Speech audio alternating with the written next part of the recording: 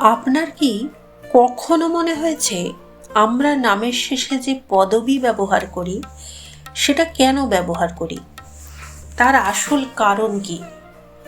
আপনি কি জানেন সেটা একসময় ছিল আপনার পেশা, গোত্র বা পরিচয়ের চিহ্ন? আজ আমরা জানব পদবী কেন আর কিভাবে মানুষের জীবনের অংশ হয়ে গেল। নমস্কার, জানার পরেও অজানা চ্যানেলে আপনাদের স্বাগত জানাই। এই চ্যানেলে আপনারা সেই সব তথ্য জানতে পারবেন যেগুলো সবার থেকে একটু আলাদা। ভিডিওটা ভালো লাগলে একটা লাইক করে দেবেন আর চ্যানেলটাকে সাবস্ক্রাইব করে পাশে থাকা বেল আইকনটাকে প্রেস করে দেবেন। আপনার একটা লাইক আমাদের পরবর্তী ভিডিও বানাতে উৎসাহ দেবে। চলুন আর দেরি না করে শুরু করা যাক। নাম শুধু পরিচয় নয়, নামের পদবী হলো ইতিহাসের এক জীবন্ত দলিল। চলুন জেনে নিই পদবী কি, পদবীর জন্ম কিভাবে, ভারত ও বাংলার পদবীর ইতিহাস।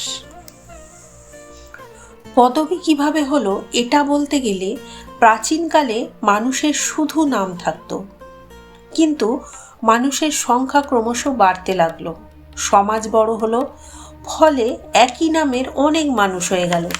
তখন পরিচয় আলাদা করতে যোগ হলো পেশা, এলাকা, পিতার নাম, গোত্র আর তার সাথে পদবী। আনুমানিক 10 থেকে 1400 শতক থেকেই পদবীর ব্যবহার শুরু হয়। পৃথিবীতে প্রথম পদবী ব্যবহার হয় চীন ও রোমান সভ্যতায়। ইউরোপে পদবী জনপ্রিয় হয় মধ্যযুগে। পদবী ঠিক কিভাবে যুক্ত হতো জানেন? ধরুন কারণ নামের সাথে যুক্ত হতো তার গ্রামের নাম, কাজের ধরন, পারিবারিক পরিচয়। যেমন ধরুন বংশ উত্তরাধিকার বোঝাতে, কে কার সন্তান, কোন পরিবারের মানুষ, এগুলো বোঝাতে। আরেকটা হলো সম্পত্তি ও আইন প্রয়োজনে, যেমন জমি, সম্পত্তি, রাজস্ব, উত্তরাধিকার নির্ধারণেও পদবী গুরুত্বপূর্ণ হয়ে ওঠে। আরও একটা হচ্ছে সামাজিক পরিচয় বোঝাতে, সমাজে কার পেশা, গোত্র বা অবস্থান কি সেটা বোঝাতে। যেমন ধরুন স্মিথ মানে লোহার কাজ করা মানুষ। পদবী তৈরি হয়েছে কিভাবে জানেন? পেশা থেকে। যেমন ধরুন কর্মকার মানে কুমার, শিক্ষক অর্থাৎ আচার্য, ব্যবসায়ী অর্থাৎ সাহা। পিতার নাম থেকে, যেমন ধরুন রামের ছেলে অর্থাৎ রামসিংহ। স্থানের নাম থেকে, যেমন ধরুন গাঙ্গুলি অর্থাৎ গঙ্গা অঞ্চলের মানুষ। লাহিড়ী হলো লাহোর অঞ্চলের, চৌধুরী প্রশাসনিক এলাকার সাথে যুক্ত।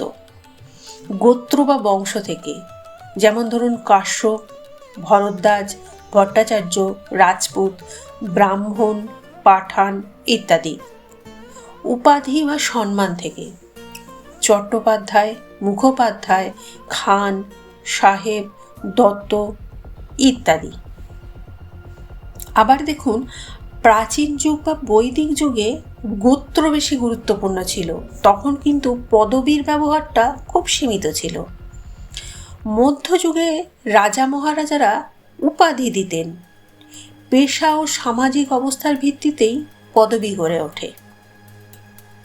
আবার দেখুন ব্রিটিশ আমলে সরকারি নথি, স্কুল, জমির কাগজে পদবী কিন্তু বাধ্যতামূলক হয়, আর এখান থেকেই পদবীর ব্যবহার কিন্তু স্থায়ী ও সার্বজনীন হয়। ভারতে পদবী এসেছে বর্ণ ব্যবস্থা, গোত্র, পেশা, রাজকীয় উপাধি থেকে। যেমন ধরুন বাংলায় বন্দ্যোপাধ্যায়, মুখোপাধ্যায় হলো ব্রাহ্মণ উপাধি, দাস, ঘোষ হলো পেশাভিত্তিক, রায়, চৌধুরী এরা হলো প্রশাসনিক বা জমিদারি উপাধি। অতএব বুঝতে পারছেন প্রতিটা পদবীর পিছনে আছে এক টুকরো ইতিহাস। পদবী শুধু নামের অংশ নয়, এটা ইতিহাস, বংশ, সমাজ ও সংস্কৃতির সাক্ষী। আজ পদবী একটা পরিচয়ের অংশ। আপনার পদবী শুধু নামের শেষ অংশ নয়, ওটা আপনার অতীতের গল্প। পরের বার নিজের নাম বলার সময় মনে রাখবেন আপনি একটা ইতিহাস বহন করছেন। ভিডিওটা ভালো লাগলে কমেন্টে অবশ্যই জানাবেন। আপনার পদবীর ইতিহাস জানতে চাইলে কমেন্ট করুন। আজ এই পর্যন্তই। আবার দেখা হবে পরবর্তী এমনই কোনো অজানা তথ্য নিয়ে।